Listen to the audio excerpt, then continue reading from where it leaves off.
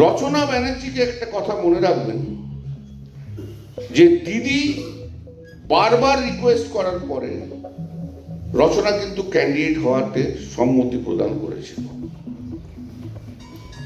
এবং রচনা হচ্ছে সারা পশ্চিমবাংলা কেন, পশ্চিমবাংলার বাইরেও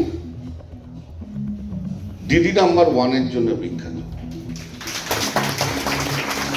তার অভিনয় ক্ষমতা প্রচুর।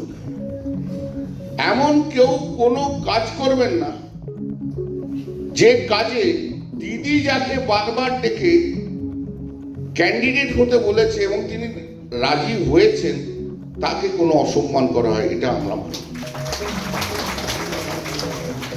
কারোর পক্ষ থেকে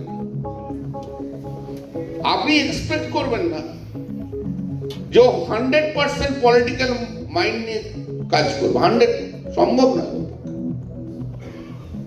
কিন্তু ও যখন কাজ করবে সমস্ত রকমের সহযোগিতা করার 100% দরকার হচ্ছে আপনাদের।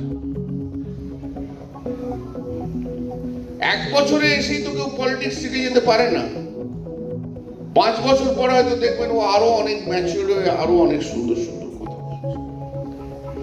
এবং কোঅর্ডিনেশন, হুগলি লোকসভার যত এমএলএ আছে সবাইকে এমপির সঙ্গে কোঅর্ডিনেট করে চলতে হবে, সম্মান দিয়ে চলতে হবে।